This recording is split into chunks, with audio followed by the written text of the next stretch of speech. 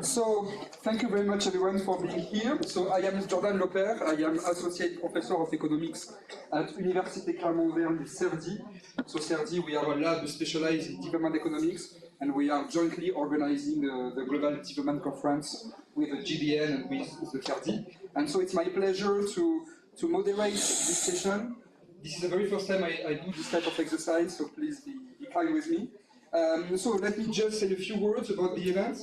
So as you know now, the Global Development Conference is a place where research meets policy and where new ideas on inclusion and equity are tested against the realities of development practice. And so today, in the framework of this parallel session, our focus is the digital state, and notably how digital state can deliver efficiency without sacrificing fairness.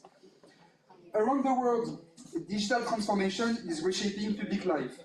Governments use digital IDs, data platforms, and online services to reach citizens faster and more transparently. The promise is immense: better service delivery, stronger accountability, and new forms of participation. But alongside these gains come hard questions about power, inequality, and trust. For many citizens, especially in low and middle-income contexts, the digital term can mean new barriers, from the cost of connectivity to the lack of accessibility for people with disability, gender risk in online markets, or gaps in digital literacy. Efficiency for some can mean exclusion for others. So, our guiding question today, therefore, goes to the art of development policies. In the quest for a more efficient and responsive state, how do we ensure that digital governance empowers the most marginalized communities rather than becoming a more effective tool for their exclusion and control? Big question mark. So to explore this, we have four outstanding panelists bringing insight from very different corners of the world. So we have Dr. Altantsetseg from Mongolia, who examines how behavioral economics and digital communication can improve labor market policies. With her co-author, they randomized control trials, test whether personalized text messages can motivate job seekers to attend job offers, and what this tells us about engagement with public employment services in a developing countries context. Then we have Dr. Khalid Hossain, am I saying correctly? Yeah. From Bangladesh. Done well. So he studies digital inclusion for deaf communities through the lens of sustainability, economic, social, and environmental. His research asks how technology can support access to health and education while addressing inequality and building systems that endure beyond pilot projects. Our third panelist, Dr. Cheikh Mané from Senegal, who offers a vivid portrait of women entrepreneurship, Women Entrepreneur 2.0. So he shows how digital platforms have opened spaces for women, economic participation and creativity, but also expose them to new vulnerabilities, notably, and unfortunately, online harassment, identity theft, and precariousness. And finally, we will end up with Dr. Pradeep Kumar Choudhury.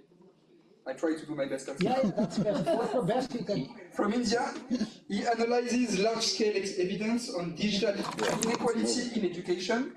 So using survey data from nearly 700,000 children in rural India, he reveals how socioeconomic divides in smartphone and internet access translates directly into learning inequalities. Each of these studies captures a different aspect of the citizen-state relationship in the digital age: behavioral engagement, accessibility, gender opportunity, and educational equity.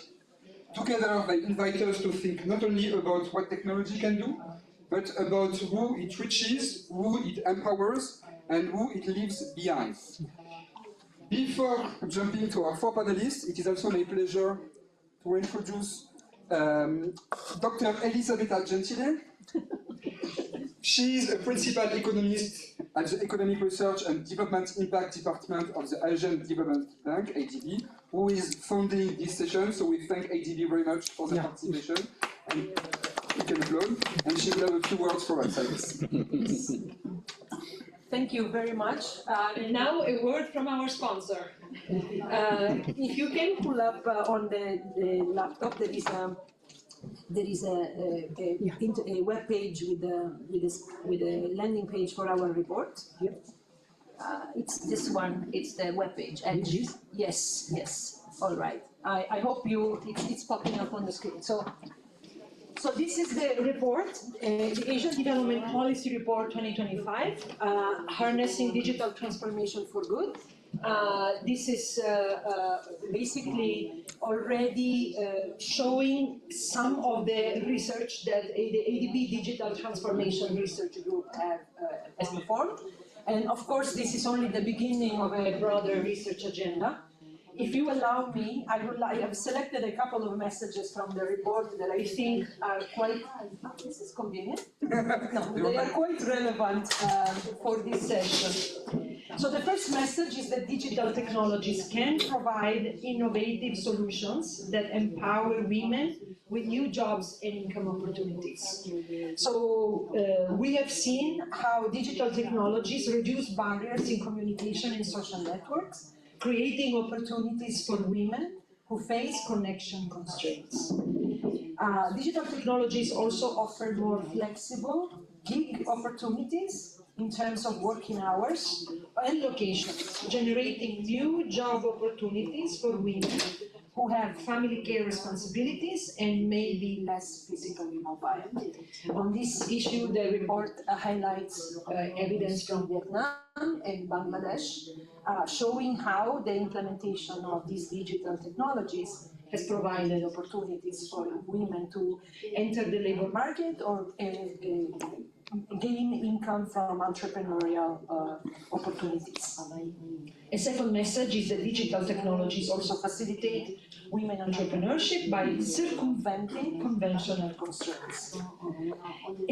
However, one warning from the report is that if not managed well, digital transformation could actually worsen inequality. We have heard all about that this morning, right? The realization of benefits from digital technologies depends on how effectively digital transformation is managed and governed. I'm going to stop here and give the floor to our session. I invite you to read the report, and hopefully some of you will join the digital transformation research team at ADB, and you will contribute to more evidence in this team. Thank you very much. Thank you very much. So now I will let the floor to our four panelists. So first, I propose that we begin with Dr. Altantsetseg Batchuluun. Then we will have Dr. Khalid Hossain, and then Dr. Cheikh Mané, and finally Dr. Pradeep Kumar Choudhury. So Dr. Batchuluun's work with Solomia Badbeck reminds us that even small design choices in digital communication, like message taming or tone, can shape citizens' engagement with public policy. So Altantsetseg, the floor is yours. Thank you very much. Thank you. Good afternoon. As introduced, our team conducted an experimental study in Mongolian labor market. High levels of unemployment, in particular high levels of youth unemployment, poses serious problems across worldwide, including Mongolia. 1 among 5 Mongolian youth are unemployed. The government of Mongolia has been implementing active labor market policies to reduce unemployment for almost 3 decades. Despite these efforts and spending, youth unemployment hasn't been falling. One of the actively used tools by labor offices in Mongolia is job fair event. So we conducted an experimental study among 5,000 unemployed in one of the districts of Ulaanbaatar, which is capital city of Mongolia. we did an experiment with text message ads about job fair event. Mongolia has relatively advanced mobile network infrastructure. Number of mobile subscription per 100 person was 142 in 22. So this is well above the world average and even above above the average in some of advanced countries. So we prepared 4 types of text message about the event, ranging from short public message to personalized message with recipient's name, sending labor office specialist's name, and even good luck wish. After, so the experiment resulted in, the result of this experiment indicated that text messaging is an efficient tool to increase attendance in these types of events. However, personalized messages had no impact on average. But people or individuals from different age groups seem to respond differently to different message contents.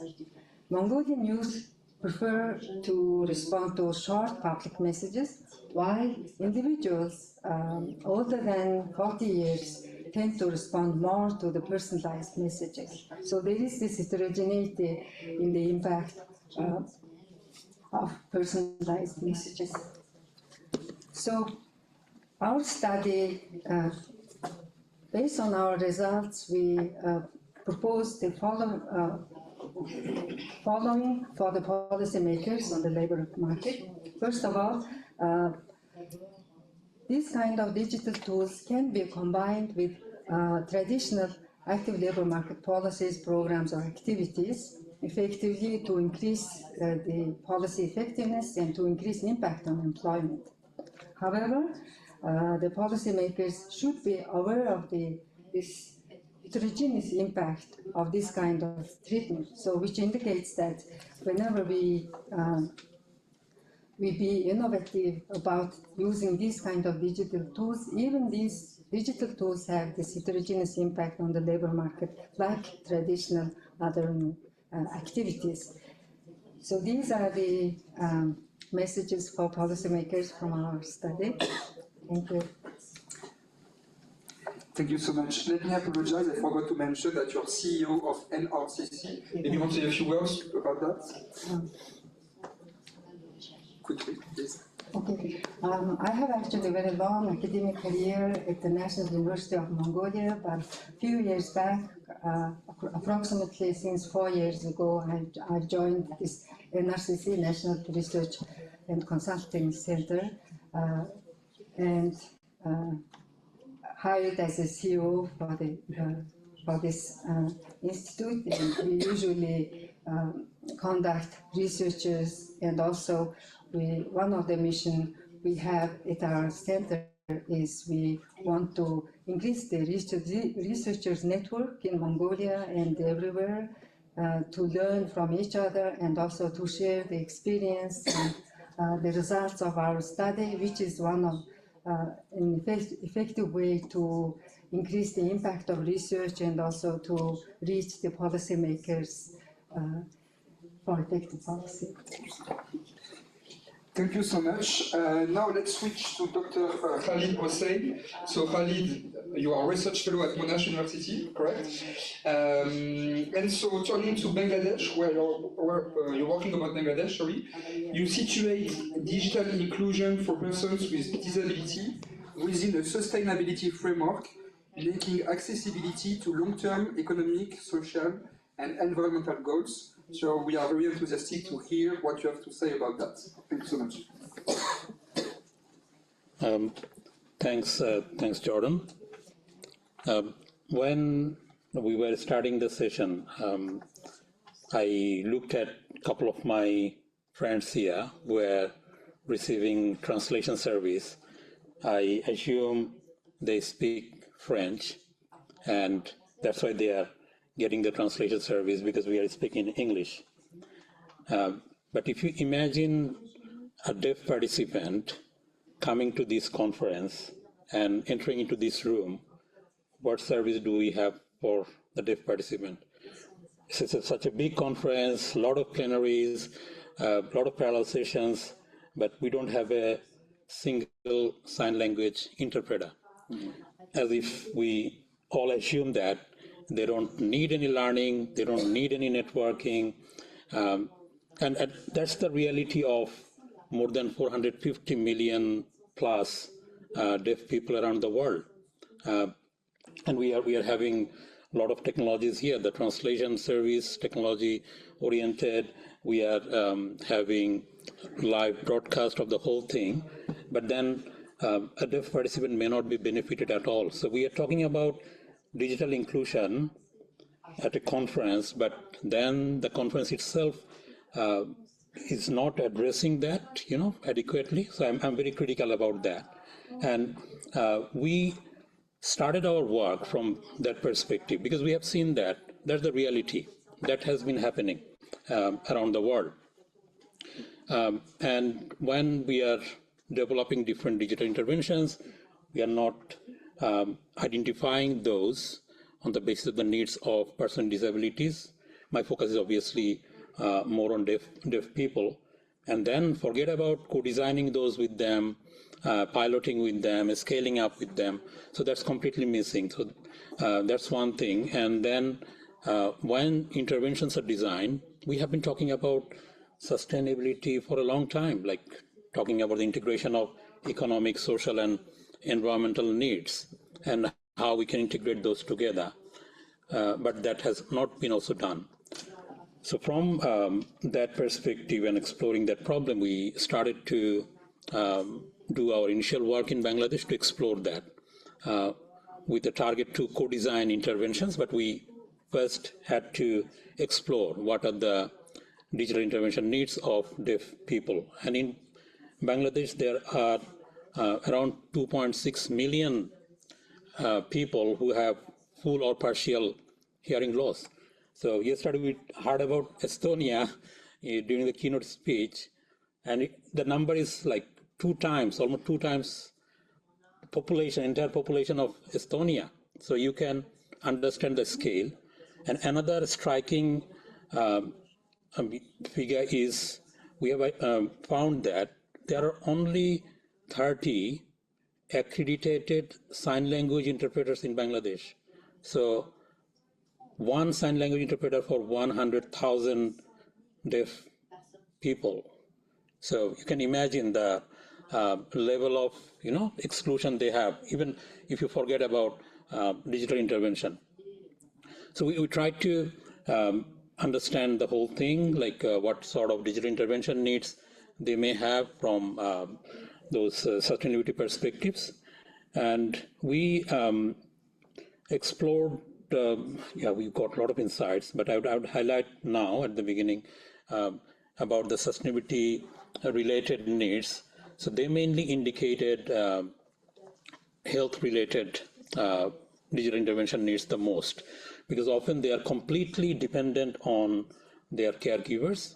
Because when we had our exploratory study, we talked to more than 100 deaf people in 5 different districts in Bangladesh, talked to the stakeholders, with sign language interpreters, with caregivers, but health was the major need. They feel that they are so much dependent on others, and how digital intervention can, address that need. For example, like maybe in a Zoom platform, the doctor is there, one deaf participant is there, and maybe one sign language interpreter, because sign language interpreter, you can't really find them. It's very hard to have someone, or even your caregiver can be in the platform, and how you can get that service.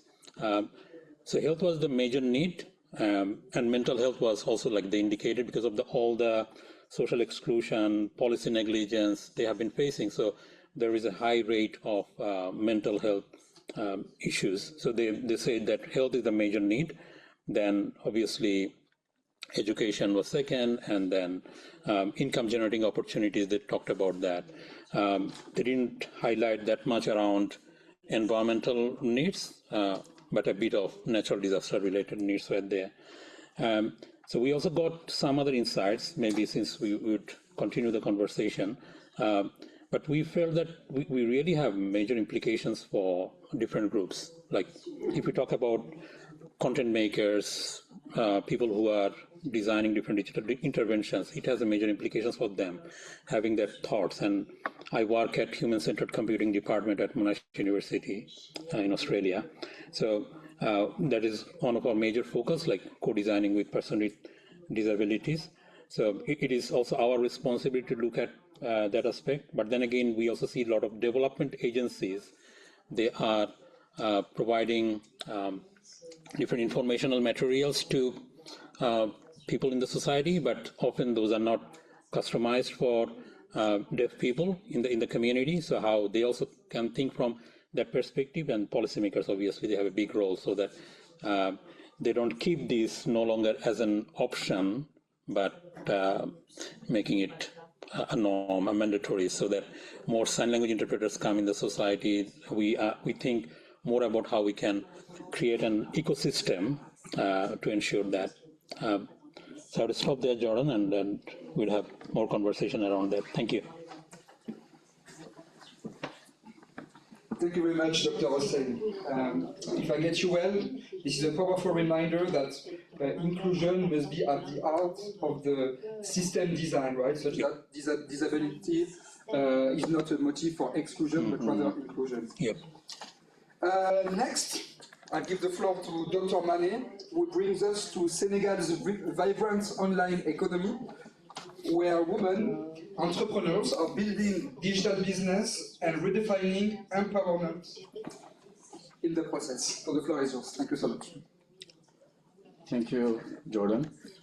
My name is Cheikh Jellani. I prepare a presentation in English, but I have some work to do, and I prefer to take it in French.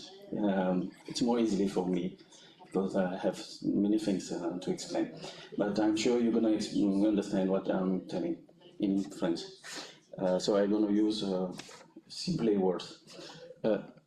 Je vais vous raconter... Oui. Si vous parlez français, monsieur, il faut que les personnes qui ne vous comprennent pas aient un casque. Sinon, moi, je vais parler en anglais ici, la personne va comprendre. Ah oui, yes. Are there people who are not French speaking here? Yeah. Few of us. You get the translation. Can you get one? Otherwise, we switch the order if you don't mind, such that you have time to pick a cask. So with the cask, right? You have to take one there. Yes. Correct. So maybe we can switch the order such that they have time. I don't know. All right. To do the boss? I'm sorry. Or we take a 2-minute break in order for them to. Yeah. That's more easy. Yeah. I'm sorry. No, that's fine. I'm sorry. Yeah, but if you do so, they won't listen to you. Okay. I'm sorry. Yeah. Sorry. You take 3. Can you get it on a casque? Yeah, pardon me. Shan, আমার জন্য Désolé. Je ne sais pas si on va pouvoir avoir des casques, parce qu'il faut écrire les noms. Ouais, mais bon, voilà, exception. Et on verra. Tu peux emmener les casques ici. Ben voilà. Oui, mais là-bas, au desk, ils demandent une signature. Les gens du desk et ils prennent les noms. Ben voilà, il va s'arranger. Il a pris les noms ici. Sinon, vous pouvez Peut-être il va s'arranger. Je prends pour les angles. Ouais, voilà, ceux qui en disposent, oui, il faut faire. Pour les anglophones, je peux vous prêter. Yeah, thank you. Puis on va. Il va switcher. Yeah, thank you. Oui, c'est bon, un autre ici. You tell them. Yeah, it's fine, it's fine. Ouais. Give it to her. Ah, mine de rien, il y a beaucoup de francophones qui sont ici. Comment? Comment? Ah oui, les... This one? You have the speech to English. It's a channel 1, yeah. One? Yeah. Look at the channel there. Pradeep. One. 6. I think it's a 6. Sorry. It's written on 6. 6. Yeah. C'est channel 6 pour l'anglais. Je vais pas.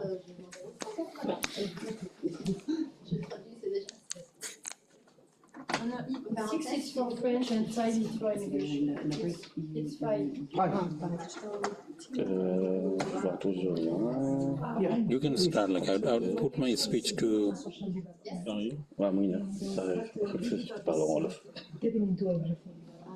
Even before, when I was working on facility, Ah, c'est bon là. one of the things that I've done was this project. Je vois rien.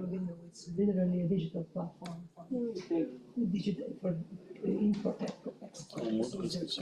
This is no longer a sector of its own necessarily. This is penetrating everything. Bon, on aura l'occasion de le faire tout à l'heure. Oui, j'ai oublié de vous présenter si vous dire qui vous êtes.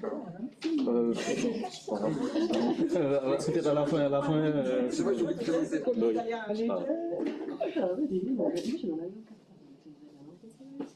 Addirittura. Qual è?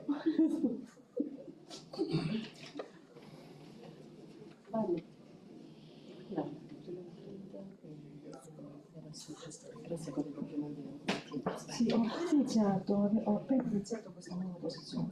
Ma per caso prima lavoravi con Ho preso in mano io la sua figlia quando se n'è andato. Sì, ho preso in mano io Yeah, maybe three.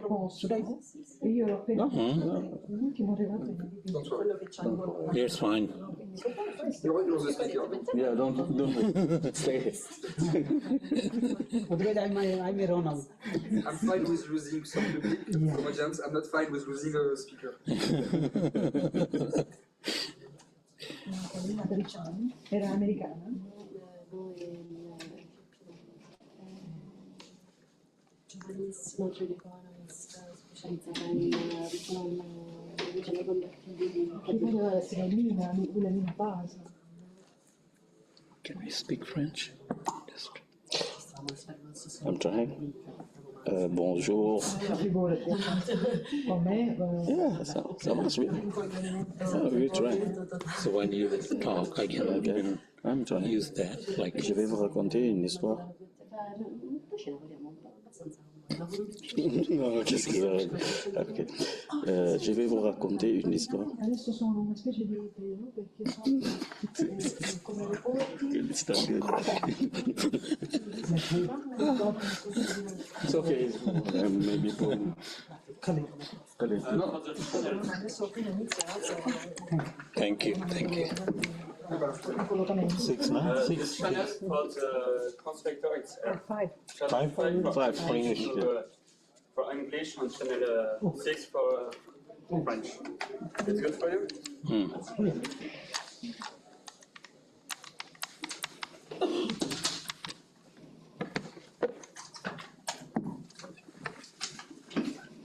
C'est bon, je peux démarrer? Une seconde, chef. Pardon, excusez-moi. Une seconde. I just would like to. Je voudrais. En français ou en anglais, du coup. Je vous précise juste que Cheikh est chercheur post-doctorant au Mandé Charte Institut à Dakar, au Sénégal. Exactement. Merci beaucoup pour ces précisions, Jordan. À l'entame de ma présentation, je voudrais vous raconter une histoire très rapidement. C'est une histoire à propos d'une femme que j'ai rencontrée quand je faisais une enquête de terrain. Je me suis intéressé à des femmes qui sont dans le commerce en ligne. J'utilisais mon téléphone et je voyais souvent sur Facebook, Instagram, des femmes qui faisaient du commerce, beaucoup de commerce. J'en ai rencontré une. Je disais, mais Fatou, son nom c'est Fatou. Elle a 28 ans. Elle a dû arrêter ses études parce qu'elle s'était mariée très tôt. À l'âge de 16 ans, elle s'est très vite mariée. Et elle n'a pas eu l'opportunité de faire des études longues. Vous comprenez très rapidement qu'elle a eu des enfants après son mariage. Elle n'a pas eu à faire des études. Elle a eu beaucoup de difficultés pour trouver un emploi. Elle a dû se résoudre à faire du commerce de petits détails. Alors, Fatou, son histoire, c'est rapidement basculé parce qu'un jour, elle a eu l'idée de prendre son téléphone et de prendre en photo des ustensiles de cuisine, des cuillères, des fourchettes et autres, qu'elle a mis en ligne et qu'elle a très rapidement reçu des offres. Au moment où elle a inscrit la photo dans les plateformes Facebook, très rapidement, elle a été submergée par des offres. Elle ne pouvait plus satisfaire les offres. D'où est-ce qu'elle a pris ces ustensiles? Elle est partie voir un grand commerçant dans le marché à Dakar qui lui a prêté. Et à chaque fois qu'elle faisait l'opération, elle partait chez le commerçant, elle prenait des photos de ses articles et mettait chaque fois sur Facebook, Instagram. Ça, c'était en 2015. Et après le Covid, au moment du Covid, les marchés étaient fermés, les marchés physiques étaient fermés et sa demande a beaucoup plus explosé, parce qu'il y avait tellement de demandes qu'elle ne pouvait plus les satisfaire. Ça, c'est l'histoire de Fatou, mais qui concerne plusieurs femmes. Et malheureusement, il n'y a pas de statistiques officielles qui permettent de les comptabiliser, mais des femmes qui utilisent les réseaux sociaux, Facebook, Instagram, et qui font beaucoup de choses, qui font beaucoup de business. Tout ce qui est habits, tout ce qui est ustensiles de cuisine, etc. Et elles font de l'économie digitalisée. Et malheureusement, la plupart de ces femmes rencontrent énormément de difficultés. Et avant d'aborder ces difficultés, c'est qu'il faut d'abord partir de leur histoire, ces types de femmes. L'entrepreneuriat féminin n'est pas nouveau en Afrique. Il y a eu beaucoup d'études, des études d'anthropologie, sociologie, qui ont étudié les femmes entrepreneurs et qui faisaient des affaires. Il y en a qui sont très connus, les Nana Benz du Togo. Au Sénégal, il y en a des Fatou Fatou qui avaient défini leur réseau, leur business à travers les relations qu'elles ont eues dans le cercle familial d'abord, amical, mais également en se basant sur les réseaux politiques, en se liant avec l'administration douanière, par exemple, pour faire amener leurs produits. Cette première génération de femmes entrepreneurs est totalement différente de ces nouvelles générations.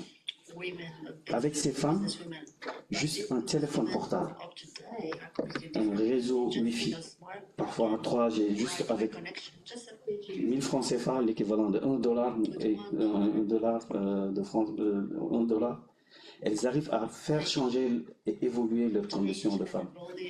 Comment ça se passe? L'histoire de Fatou nous raconte qu'en fait, après avoir fait cette première publication sur Facebook, elle a eu d'autres opportunités. Elle est partie, elle a organisé une tontine, organisation rotative, avec d'autres femmes. Elle a la possibilité maintenant d'aller jusqu'en Chine, à Dubaï, pour acheter des ustensiles, toutes les marchandises possibles, et qu'elle ramène au Sénégal. Et elle a ouvert maintenant une boutique. Elle a engagé des personnes ce sont ses employés. Elle a non seulement engagé un community manager, quelqu'un qui s'occupe uniquement maintenant de ses publications sur Facebook et Instagram. Elle a engagé quelqu'un qui fait la livraison en moto. Mais également, elle a ouvert un système de digitalisation pour les transferts d'argent dans son propre magasin pour recevoir l'argent quand ces livreurs envoient les produits et reçoit là où elle s'assoit, elle reçoit l'argent à travers le système de transfert d'argent. Et cet exemple montre que la digitalisation peut faire changer une vie. Grâce à cette économie, elle a pu maintenant assurer l'éducation et la santé de ses enfants, mais aussi de tout son entourage et de ses employés également. Elle a maintenant une certaine autonomie financière jusqu'à construire sa propre maison et ne pas être dépendante. Et je reviens maintenant le revers de ce succès, malheureusement. C'est que elle est dépendante des réseaux sociaux maintenant. Et la plupart des femmes que nous avons rencontrées, avec qui nous avons questionné, c'est que psychologiquement, le fait que son téléphone puisse être attaché auprès d'elle tous les jours, tous les soirs, elle est obligée de voir le téléphone parce qu'il y a des notifications tout le temps. Et ça a déstabilisé sa vie de couple vis-à-vis de son mari. Et non seulement ça a déstabilisé la vie de son couple, mais la plupart des autres femmes que nous avons rencontrées, malheureusement, elles sont divorcées. Elles ne sont pas dans une situation maritale stable. Ça, c'était un des côtés des revers, mais l'autre également élément, c'est que elles sont victimes de cyberharcèlement à travers les réseaux sociaux. Certains commentaires blessent, parce que certains commentaires évoquent leur appartenance, en tout cas leur physique. Parce qu'il y a des personnes mal intentionnées, malheureusement, qui sont dans les réseaux sociaux et qui ne parlent pas du tout des produits, mais elles attaquent directement son physique. Et l'autre point aussi, c'est par rapport à la concurrence déloyale qui s'effectue. Je vous ai dit qu'elle était partie voir un commerçant qui lui donnait des produits. Et maintenant, ce commerçant, il a compris que les réseaux sociaux, ça fonctionne. Ce commerçant est parti lui-même faire son propre système réseau. Lui aussi, il utilise des canaux de réseau. Et du coup, lui, il est un grossiste. Elle est détaillante. Ce n'est pas du tout, c'est un commerce illégal.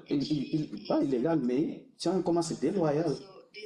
Et c'est ça qui se passe avec les gros importateurs dans les marchés au Sénégal, et particulièrement des Chinois, qui rapportent beaucoup de produits, mais qui utilisent les réseaux sociaux. Et ce sont ces femmes-là qui avaient introduit ce système de marketing et de commercialisation. Mais eux-mêmes, ils se sont adoptés. Elles sont malheureusement également victimes d'arnaques dans les réseaux sociaux, mais également des abus de création, de la concurrence qu'elles se font entre elles. Certaines, elles arrivent à rentrer dans les lives, dans TikTok, pour fournir le même produit, mais à des prix beaucoup moins élevés. Et tout ça, c'est pour dire qu'en fait, les réseaux sociaux, l'économie digitale peuvent constituer un levier puissant pour l'autonomisation des femmes. Mais malheureusement, quelque part aussi, nos politiques au Sénégal n'ont pas pris la commune mesure de ces réalités, qui est très peu étudiée. Justement, je vais terminer par ici, c'est qu'il y ait beaucoup plus d'études approfondies pour mieux comprendre ce type d'entrepreneuriat digitalisé féminin qui nécessiterait des approches, en tout cas économiques, sociologiques, mais aussi au niveau des politiques, il faudrait qu'il y ait des politiques de protection envers ces femmes contre ces cyberharcèlements et que nous, on dispose d'une politique numérique au niveau national, mais malheureusement, ce n'est pas gender sensitive et ça ne parle pas du tout ces questions-là. Donc ce sont ces éléments-là que je voulais partager avec vous. Merci, je vous en prie. Thank you so much. This is very fascinating, honestly. Thank you so much. So now it's time for our last panelist. So Dr. Pradeep Kumar Choudhury. Up. Yes, please. How to? Let me start mentioning that Pradeep is assistant professor at Jawaharlal. Can you tell the name of your university, please? Pradeep Kumar Choudhury. University? Jawaharlal Nehru University. Okay, thank you so much. Thank you so much. So last but not least, Dr. Choudhury will present us large-scale evidence from rural India and how access to smartphones and the internet affects children learning outcomes. Thank you very much. The floor is yours. So we can see your presentation as well. Oh. How good? It is there here in my laptop. You don't have it here? No, okay. But I have in pen drive. Anyway, next point I will do. First, let me explain. Yeah, thank you for being here. I'm pleased to be here, and I thank the GDN for getting me here. It's an enjoyable conference. In this room, I think we have many parents whose children are going to schools, or there are also some future parents. So what I am going to do, when you send your kid to school, and often they come back without learning. So how do you feel? You spend money, because there are private schools for which you will pay lots of money, You give your time, energy, but finally the outcome is not that supportive. Because children access schools, but they are not learning. This is my first point. My second point is, when we integrate mobiles, internets, digital devices to the learning outcome, which we were talking in the last plenary session, many parents are confused whether we should give access to mobile to the children or not. At least I am a parent, I have a 12-year-old boy who is in grade 8, and often I am being confused. He tells all the stories that I need mobile because of this, because of that, but often we are scared whether he is using for the study purpose or not, because there are many other things that a kid can do with mobile connected to the internet.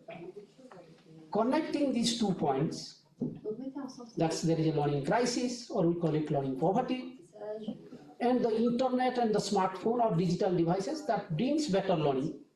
I'm building my story. So my story is in the context of India, which is the most populous country in the world. Even we have crossed China with 140 million population. 1400 million population, I'm sorry, it is 1400 million population. And out of that, 250 million children are in schools, which is 4 times of the French population. So you imagine the school, the scaling of the school, how many kids are in the schooling system. We have 1.5 billion schools, 1.5 million schools, almost 10 million teachers. So it's a huge system that we find.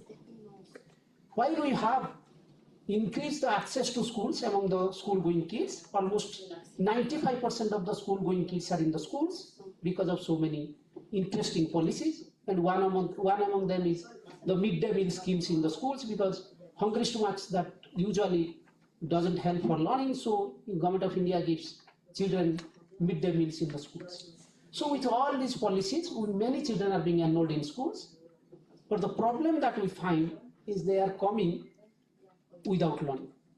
And that's a serious issue that we find. Let me give you some statistics that is there in my slide. If time permits, I will show you. Almost half of the kids in grade 8 cannot do grade 5 text. 40% of kids in grade 5 cannot read grade 2 level text. So you see the extent of learning poverty that we have. And let me tell you, this is across government and private schools. We have a greater division of government and private school. The statistics says half of the school-going children in India are in private school, 50%. And this private school, even if you are attending private school, it's not guaranteed that you will be learning better. You may learn little better, but not much. What I did in one of my writings, or in one of my research, I started calculating the private school premium. That is what actually the private school add to the children's learning. When I taken out or control for household factors, parents' education, other socio-economic factors, I found there is a marginal contribution of the private schools. Private schools are contributing, but they are contributing because they are getting better children. That is one of the reasons that is actually happening, but private schools often don't consider that. They claim that we are contributing a lot to the children's life, and parents are happy about it. And also in India, we have a stronger preference towards English medium schools. When your child goes to English medium school and come back and say a few words in English, parents perceive this as a greater success. That my child will do better in life, and it's really something that my child is getting. But they are not aware of the cognitive skills, the cognitive thinking, foundational skill, fundamental learning, even numerical skills and all that. They are not aware of that. Many, particularly low and middle income countries, they are not. That is actually giving a different story to all. This is what is really the story. And the private school is expanding, and with the idea that they are giving better learning. Many research said that we have a different perception about private school, that they are better. So that perception is doing very well for the market, and they are actually expanding the system. Let me come to my second point, which is on technology. And that we had a discussion in the last paper. What I did, we took a large-scale household survey in rural India. That was the household survey that was available to me. One of the best household surveys in India. I used the data to find out whether the children who have access to smartphones and internet at home, are they performing better in math, in language skills, also in reading 3. And I found, and because, as you know, that the access to smartphones and internet has considerably grown up after pandemic. It's globally true and also true in India. We are fortunate, Indians, that we get internet very cheaply. I think somebody was saying it is one of the cheapest country to get internet. We have access to internet, high access to internet, even in many rural areas also, semi-urban and all, everywhere we have almost internet access with reasonably good speed. So I won't say it is very high speed, but reasonably good speed. How are we using that smartphones and internet in children's learning? That's the question I got. The result clearly showed me at 2 levels. So first point is, there is a huge inequality in access to smartphones and internet. We call it digital divide. So there is a clear digital divide in rural India. Households from low caste groups, I don't know how many are aware of the caste groups in India. This is too rigid. There is a social group and we have hierarchy among castes. With upper caste, then middle, low. We call them differently. I am not going to explain that because that will take time. So the children who are belonging to low caste groups, low income families, less educated households, they are the victims. Because they do not have access to the smartphones and internet, and they also do not have access to good schools. And the third disadvantages they have, even at the household level, they are not getting good quality education because parents are less educated. So they are being marginalized at 3 levels. They are getting low quality schools, low teaching learning in the household level, no smartphones and internet. So their learning level is significantly lower, and that is a major concern. We found if we are giving them smartphones and internet, it is likely that they will learn better. So that's the point that I found. That the households, low income, low social group households where they had access to smartphones and internet, that is actually working as a enabler for them to learn better. Both in math, all in 3 subjects. One is math, language skill and reading skills. So what I'm trying, but again I showed how that is actually working. And at the household level, I looked at the intra-household differences. If you have, let's say, a boy and a girl, the access to smartphone and internet is prioritized for boys because this is a patriarchal. So we have high patriarchal settings, particularly not everywhere, but in many states, particularly in northern belt of India, where if you have one smartphone and if you have a boy and girl, it is likely that will be accessed by the boy. That's the reason I found there is a significant gender inequality in access to that learning, because this is being shown in many other studies, and I also found the same. So that's very, very clear. Similarly, at the low caste groups. So what I'm trying to say, even if you have an access to smartphone and internet, that actually interacts very, very differently with the socio-economic settings. Say it caste, say it religion, say it gender, or say it income or education of the household. So that's very, very important. That's the reason what I'm trying to say here. Access matters very differently. And same is the case with schools. If you are accessing a very different kind of school, which doesn't give you exposure to internet, smartphones or digital technology, so even if you have that at home, it is least likely that you will be using that because you don't have a training. But even if you are taking that from the parents, you are using for non-educational purposes. Because you are not skilled. As a child, you are not skilled to use that. Because that skill largely comes from the schools. And the schools who are from, let's say, government public schools, we call them government or public. Also, we have low fee private schools where we pay a very little amount of money and access private schools. They are the worst schools I have ever seen because they don't teach well, but there is I would say there is a preference towards those schools by the low income parents because that is quote unquote private, because we have a perception that those schools can be better than public schools. Sometimes good public schools are there, but still parents prefer to those low fee private schools because of the perception. And they are actually, I would say that your child comes with no learning from school, and also the kind of difficulty that child faces in using smartphones and internet for the learning. So what I'm trying to say, we can't establish a linear relationship between the technology and children's learning. Let me tell you very well. So this is highly complex, non-linear, and I would say a jargon lies there, and we have to unfold, we have to unpack that story. And that's what I have done in unpacking. I think I will be back again to this point, how actually I did and what is the story is all about. I will give some examples in that very, very clearly, but I am stopping here. Thank you for the opportunity. Thank you so much for every one of you. So now I propose that we open a more friendly, vivid discussions, like more informal ones. Maybe let me suggest some big questions about which you can try to provide some answers, building on each other work. Maybe have you had the opportunity of reading others' papers, hopefully. So the first big question I would like to raise is the one about what is true empowerment beyond simple technical access to new technology, right? It seems that following your work, we should make a distinction between having access to the internet/digital infrastructures and being really empowered. And so, given that each of you studied precisely the impact of this access, for example, on jobs, access to labor markets, services, educational outcome, learning, women's empowerment, my question is, what makes digital inclusion really meaningful in terms of empowering people, in terms of empowerment? Should it be in terms of women empowerment, labor market empowerment, improving educational skills? For example, we could start with Dr. Mané, for example, given that you have a paper which is very much focused on women's empowerment, and what I find fascinating in your work is that it seems that the picture is a bit nuanced, in the sense that social media can be a very powerful tool to empower women. At the same time, it could also be a source of backlash.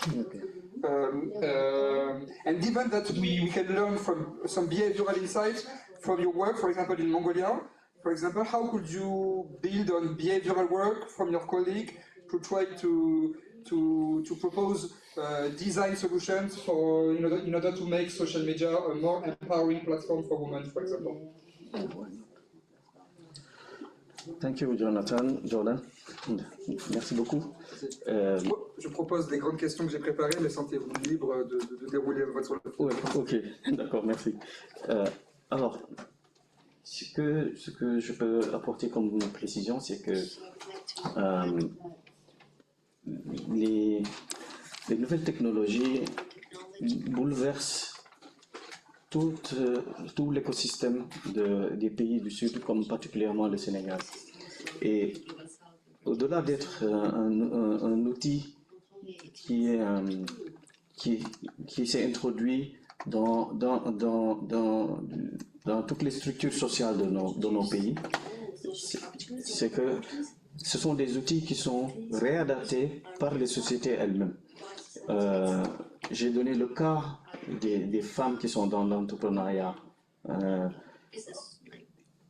J'ai donné le cas des femmes qui sont dans l'entrepreneuriat, c'est qu'elles ont eu, en tout cas, intégré ce nouvel outil dans leur sphère. Avant même qu'il y ait l'utilisation des nouvelles technologies, les femmes, elles étaient concentrées dans des activités traditionnellement féminines, si je peux le dire ainsi. Donc les nouveaux outils sont venus pour, en tout cas, leur apporter plus et consolider leur activité dans ce qu'elles sont en train de faire. Et comme je l'ai dit tout à l'heure, malheureusement, le côté négatif, c'est que nous, nos modèles de société n'ont pas été préparés à ce type de technologie.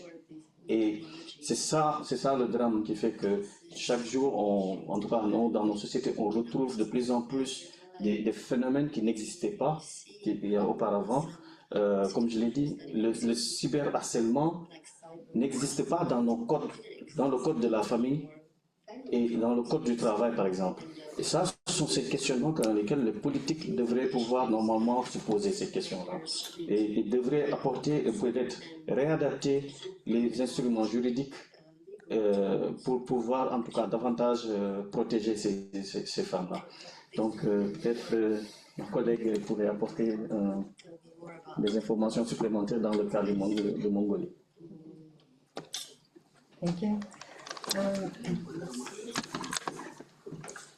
think for Mongolia, the least dense country in the world, I think Mongolians benefit from this digitalization a lot because, our team conducted a study on the financial inclusion in Mongolia, and what we found was even in the remotest area, the Mongolians have access to finance, so which is really, they have, due to this technological opportunity, they got this access to finance. So this is good, and I would, as a researcher, I find digitalization also creates a lot of opportunity and empowering the citizen overall. In one dimension could be, it creates very good, creates administrative data with good quality, for example, so which creates in return better the opportunity for policymakers to better target the beneficiaries, and also in terms of research, I think it is it creates a lot of opportunities for researchers and also evidence-based policies. So, for example, I've heard from yesterday's session that the RCT is, for example, the main tool to evaluate whether policy or program works, or to create the evidence-based for policies. However, sometimes it is not even possible to conduct due to maybe ethical reason, and also sometimes the time and cost is main barriers to conduct these kind of studies. But abundance of administrative data with good quality means we can switch to other methodologies which can equally create good evidence-based base for policy making. So I'll stop here. As a researcher, I find it quite an opportunity for researchers, and also, this way it empowers the citizens too. Whichever, feel free to. Yeah, thank you. Thank you. This is an interesting question. I think among the developing countries, India is one of the countries that actually adopting digital technology very fast. Very, very fast. We have 1.2 billion mobile connections. We have more than 80 million internet users. It's very large, because anyway our population base is high, but still if you take as a share of the total population, still it is in relative terms also it's higher. But I find there are some difficulties that actually in school, because I am doing, my work is on the school going children, so I am not getting into other aspects. So let me give an example what happens when children use technology in their learning. I will give you a story. 3 minutes. We have one educational organization that looks at the school education. At some point of time, not many years ago, maybe 5 years ago, India was a prominent country with malaria, that the disease.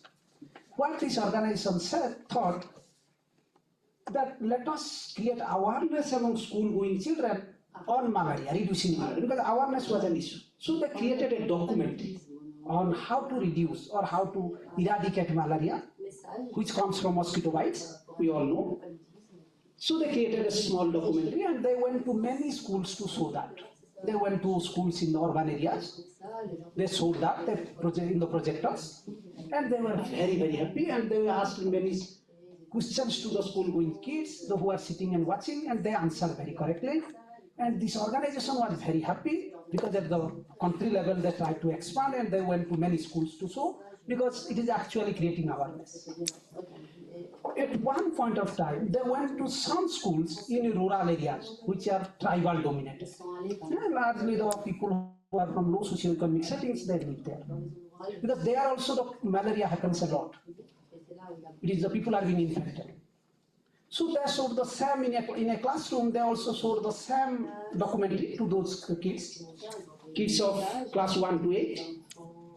And they, after showing them, they started asking the question. Before asking any question, one child stood up, grade 5 child, and said, there will be no malaria in our area. Then the people who went to show that documentary, they were very surprised. This is a malaria prominent area and we have come to show you to create the awareness, but you are saying there will be no malaria. Then the answer from that child was, the size of the mosquito you have shown on the screen are not available in this area. So they will not bite us. What they did actually, they zoomed out the mosquito and they showed in the screen. That is a bigger mosquito. The child understood that if that size of mosquito will bite, then only malaria will be there. Because the child had no sense of zooming in and zooming out. What the suggestive idea is, you should have showed that mosquito the smallest one, and slowly you should have understood, like conceptually you should have told what is this zooming out, and slowly you would have zoomed out. So the child would have an understanding, okay, the mosquito size is this, but in computer it can be zoomed out and be let's say 200 times higher the size, or let's say 1,000 times higher the size. But the child, they directly showed the mosquito as a biggest one. And the child could not understand that what they are showing, these are the larger mosquitoes. And in our region, or in my place, there are not large mosquitoes. We have smaller mosquitoes. How come we will get the malaria? Why I am saying this? Students understand technology very, very differently. Yeah. And you as an adult, you as a teacher, you as an instructor, you should understand their mind very carefully. And it's not that you succeeded in metros and you will be succeeding with the same idea in a tribal-based school, where they have a different understanding of the entire idea of technology. Let me pause. Thank you so much. Yeah. You want to add something, maybe? Yeah. I think that the question you asked, Jordan, about like how digital inclusion could be meaningful for empowerment, and what you shared with us about the digital transformation. And if we look at the digital transformation from even resilience framework perspective, like if we want to digitally transform, we obviously need to develop the transformative capacity. And that there's the highest level of capacity we often talk about. And to achieve that, you need to do even the basic things, like you need to absorb even the technology itself. So when Cheikh was talking about, okay, social media, how that benefited Patu, but then that was a journey, of course. So she was first included by having access, but then she was facing cybercrime and other issues along the line. So that was a journey. But it started with access, like at least she had that, but then it created other problems. And you then look at the larger social perspectives, like policy support, maybe legal support and other things that need to be there. And it varies from group to group. Like when I talk about deaf participants, it's very basic, like they haven't yet reached at that level, like they are even struggling to get the access. So forget about the transformative capacity. They don't even have the absorptive capacity, absorbing the technology itself. Because when we did our work in Bangladesh, we did the study both in urban areas and rural areas. And of course, interestingly, we found that digital divide, the inequity exists within deaf community itself. Like the urban deaf young men, they have really good digital skill. Mm-hmm. But then in the rural areas, like as we have been discussing, the rural areas, when we talk to deaf women, young women, they don't have any clue about technology because and those families are not also well off, and this women, like they can't even participate in the discussion. Mm-hmm. Because we were talking about your digital intervention needs, but if you don't even exposed to that, how can you even tell like what it can do for you? So they were even struggling to give any input about what sort of needs they have. And many of them, like, because deaf women are so vulnerable within the society, and they are the major victim of sexual violence, because the whole legal system doesn't support them. Because they can't go to the police station and report that, or they can't talk in front of a judge, and the system is not supportive to that. So it is very basic for some groups within the deaf community itself, even the access. So when you are saying like when it could be meaningful, obviously it depends on, like, from group to group it varies. For some group you just need to at first work around the access itself, how that changed their life, and then obviously you need to gradually think about, okay, when they are in a digital world, it's not a safe world.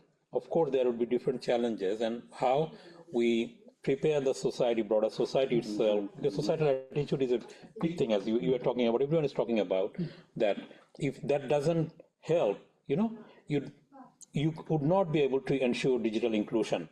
Because Bangladesh has been like a poster child of digital Bangladesh vision and everything. But then again, we can't really say that everyone has been equally benefited by that. But then if you have this digital vision within the country, it should come up with that societal perspective. So like if we have this digital vision, how we need to prepare our society along the way to support that. Don't think that your society would automatically be supportive to your digital vision. You need to prepare them, and you need to have a clear strategy and action plan along with your vision. It should not be just a digital vision through having technology and internet. Exactly. Yeah. Thank you. Thank you very much. And so to me comes a last natural question. I would like each of you to provide a concise answer, which is a big elephant in the room, somehow.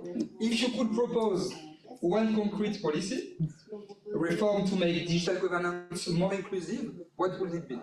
What would be your suggestion? Because in the end, we are also here to find about solutions. In which order you like. If you don't like, you can pass them the mic.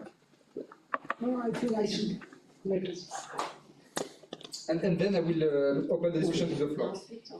My suggestion would be to consider the local context, local settings. One size fits for all won't work. That doesn't work in any other place. That would even not work in Turkey. As I said, the example of this mosquito. So you have to get different ideas in different places. It's not like that somebody A is understanding, B is understanding, no. But unfortunately, technology is not coming in the local context. It's almost the same. I don't know how many of you know, there are varieties of languages in India. I must say that I think highest number of languages spoken country. I make them as an Indian. We have almost more than 20 recognized, constitutionally recognized languages.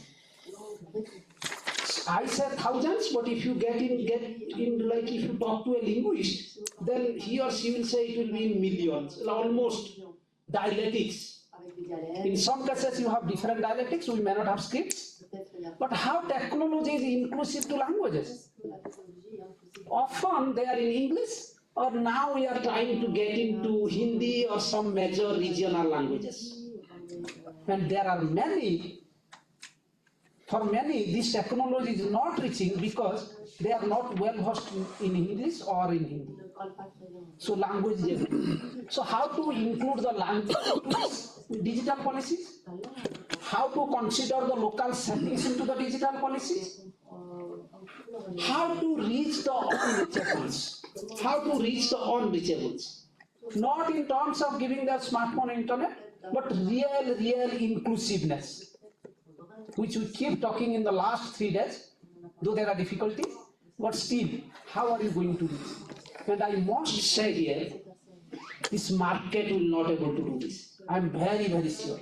this market, because the other day we were talking about DPI, digital public infrastructure. I said it is digital private infrastructure. So everything is marketized, and market is for profit. It will see where the highest gain will come, they will reach there. They will not reach to the most marginalized. Never. So there should be, I would say, government's regulation and intervention in terms of reaching the least, most marginalized bottom line. That's my suggestion. Thank you again.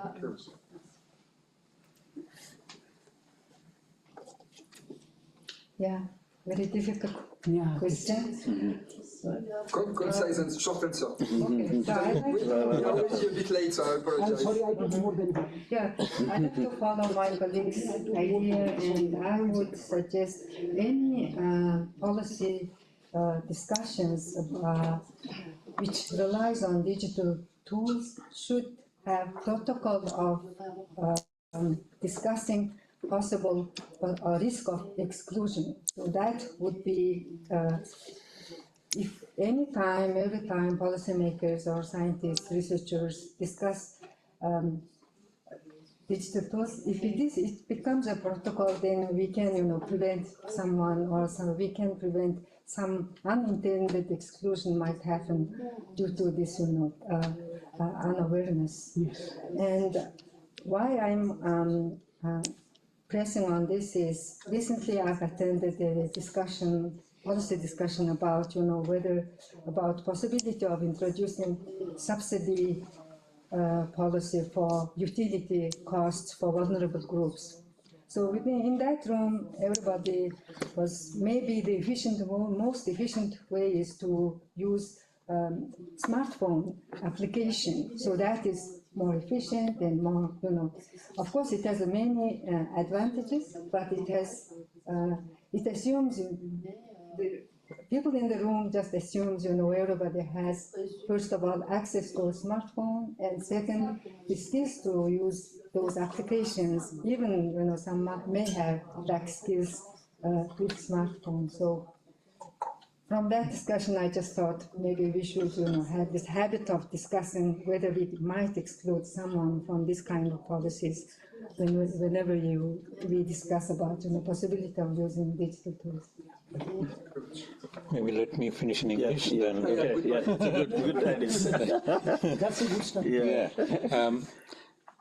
I would say that, to me, it is sectoral digital vision with a strong intersectionality approach. Mm-hmm. It sounds very difficult, but how to unpack that? We can't have a very broad digital vision, it needs to be sectoral. As I was saying, when we explored, health came up as a major need for deaf community. So when we develop any digital vision, for example, it is mental health related digital vision, and you have an intersectionality approach, because then the mental health needs of people with disability and people with different sexual orientations, women, these things would be different. So if you keep that in your vision, and then when you develop action plan, you then work with different groups, because we are talking about context, and then it needs to be those sections within the society. So sectoral, having that sort of intersectionality approach, so that we work with those, we co-design with different groups, so that no one is left behind. Mm-hmm. Good. No one left behind. Yeah.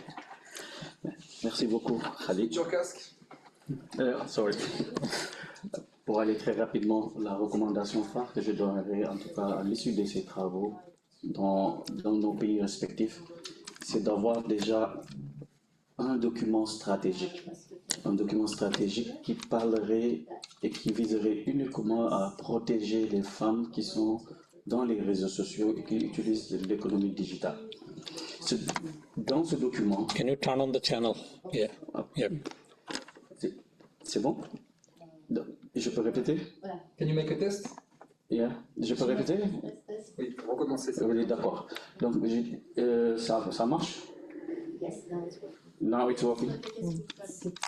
Six. Six. Je disais donc que dans nos politiques, dans nos États, les politiques devraient adopter un document stratégique inclusif et qui parlerait des femmes dans l'économie digitale et les nouvelles technologies. Dans ce document déclinerait une vision et des valeurs et inclurait également les opérateurs économiques, non seulement les femmes, mais également les plateformes digitales qui sont concernées aussi. Parce que je pense que c'est un tout, c'est un ensemble de parties prenantes qui ont des rôles et des responsabilités. Et de façon concrète, et c'est là-bas où on doit pouvoir reconnaître le droit de protéger les femmes contre des types d'harcèlement et autres, mais également de pouvoir promouvoir les femmes à travers l'utilisation de l'économie digitale. Donc, c'est pour moi, il faut avoir un document stratégique que chaque pays devrait avoir et qui est beaucoup plus gender sensitive. Merci. Thank you very much. Maybe we can open the floor to the audience, like we have like 5-10 minutes. If you have some questions, remarks, or you want to give country-specific examples, context-specific examples, please ask for the mic, and yeah, let's open the discussion.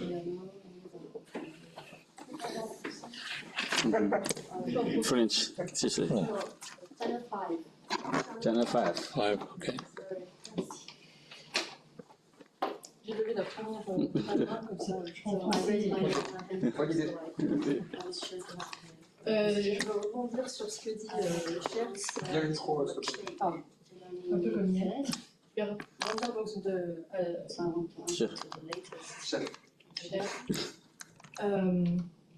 c'est hyper important de rappeler la place des femmes en Afrique. Il y a des chiffres que je suppose que tu es au courant, mais enfin c'est 24% des femmes sont entrepreneurs en Afrique. C'est le plus gros chiffre du monde. L'Europe, c'est 6%. Les revenus des femmes entrepreneurs, c'est à peu près 200 milliards de revenus pour les pays africains. C'est la colonne vertébrale de l'économie africaine. Et en effet, un document stratégique qui protège les femmes sur les réseaux contre la cybercriminalité, au niveau de la cybersécurité, c'est hyper important. Et un consortium des politiques africaines pourrait écrire ce genre de document. Aujourd'hui, c'est pas fait, c'est vraiment dommage. Et je pense qu'une des raisons pour lesquelles c'est pas fait, c'est parce que ces femmes sont issues travaillent pour ce qu'on appelle l'entrepreneuriat informel, et du coup qui n'est pas connu, tracé, et il n'y a aucune statistique. Sous-estimé peut-être? Non, je pense que c'est plus. Ça fait pas partie de la culture mondiale. Merci beaucoup. Merci. Are there other questions, comments, remarks? En français d'abord, ensuite on a fait des référendums. Yeah, ok, voilà. Merci beaucoup. Moi, j'ai eu la chance de travailler dans plusieurs pays africains sur des projets de transformation digitale. Actuellement, je travaille sur un projet en Afrique centrale, au Tchad, où vous avez moins de 10% de l'économie qui est formelle. Vous avez 90% des acteurs qui sont dans l'informel et à plus de 60% dans l'agriculture, et la moitié des acteurs sont des femmes. Mais l'une des situations, j'allais dire, la situation du Tchad est décrite comme étant le niveau d'inclusion numérique et financière est relativement très bas. On parle de 12 à 20% en termes de taux de pénétration des outils comme Internet et même l'accès à l'électricité. Donc, lorsque vous avez ces problématiques centrales d'accès à l'énergie et à l'électricité, la transformation digitale devient accessoire. Parce qu'il y a des problèmes de, j'allais dire, de besoins primaires qui ne sont pas satisfaits pour arriver à cette transformation digitale. Il y a des initiatives qui sont en cours, mais on est encore très très loin en fait de la mise en place de politiques de transformation. Du coup, dans une initiative de mettre en place des politiques, le risque c'est que certains pays se disent qu'ils ne sont pas encore prêts pour aller vers ça parce qu'ils ont des urgences. Sinon, c'est vraiment quelque chose qu'il y a à faire.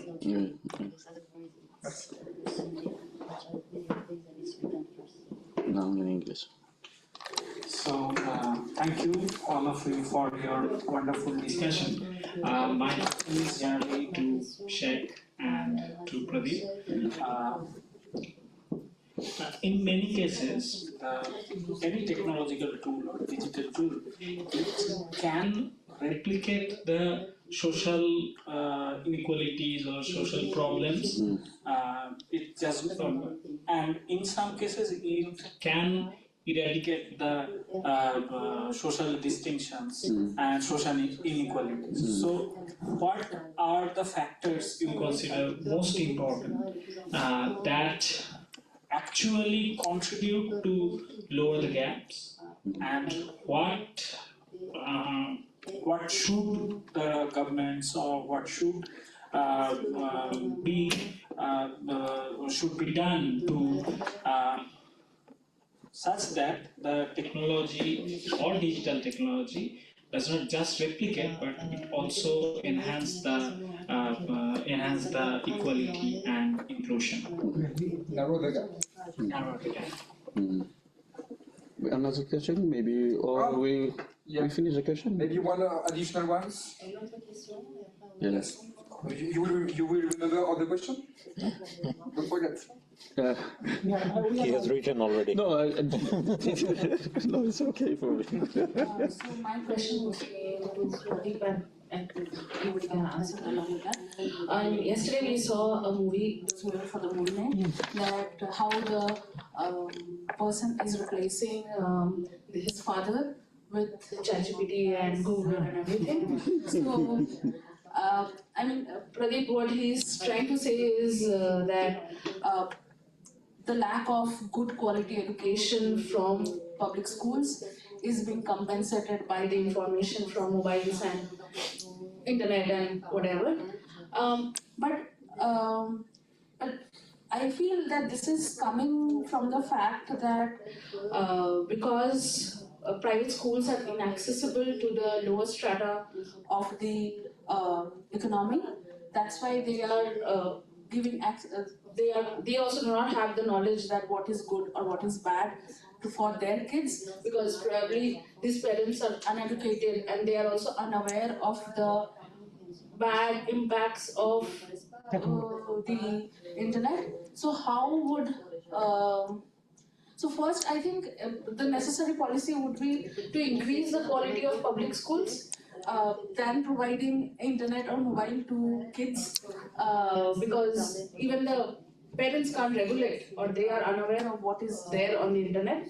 So how would you say that it's almost like a double-edged thing that where the parents are unaware, so they're giving the mobile and they don't know what their children are consuming. So how would you want to address that? Thank you so much. Who wants to start first? Yeah, I have let's stick to English first now and then French. I have two questions. Okay, that's what we'll do. I'll start from here. So we keep saying that there should be increase in the public schooling system in India, because government schools, they are not doing well. Recently, I was doing a study comparing government schools and private schools. I visited good number of government schools, good number of private schools. I will take 1 minute to tell a story again. The story was, I entered into a government school called public school. The teacher, the headmaster was sitting in a chair. I just said, we pronounce them as sir because they are the teacher, hello sir. Then he immediately responded, don't call me as a sir. Then I was a little surprised. Then he did not say anything. He took me to another nearby school, like not nearby school, in the same school campus, in another building, which was being newly constructed, like it is under construction. He said, I am taking care of this building because nowadays school teachers are responsible in making schools. In a sense, they are not the constructors, but they are responsible in managing the school construction. So you call me as a contractor. Then he took me to another room near the school, another office room, and he showed me there are many bicycles. There are medicines which are supposed to be distributed to school children, and that there are policies to distribute. And he said, I am responsible for distributing these medicines and bicycles. You call me as a distributor. So you call me as a contractor, you call me as a distributor, but not as a teacher. I am not as a teacher because I am not going to the school classroom regularly because I am managing the things. And if I am not managing the things on time, my higher authority will question me. If I am not I am not taking care of the building, construction of the building, if I am not taking care of distributing medicines, bicycles, then I am in trouble. If I am not going to the classroom, I am not in trouble, which is my major job. So what I am trying to say, and it's not like you have to give the medicine cycles, you have to take a picture and you have to send to the higher authority the picture through WhatsApp on time. Because otherwise the higher authority will come and catch you. Why I am not saying distributing bicycle medicine are not important, they are important. But teaching is also equally important. There are no non-teaching staffs, teachers are being engaged in several other tasks. So how are you improving the schools if this is the situation? And there are I won't say million, there are thousands of schools with a single teacher in India. 5 grades, 1 teacher, multi-grade teaching. There are some schools surprisingly without teacher. So the students teaching themselves, self-teaching. What is the pedagogy, what is the classroom, nobody knows. Because no teacher for long.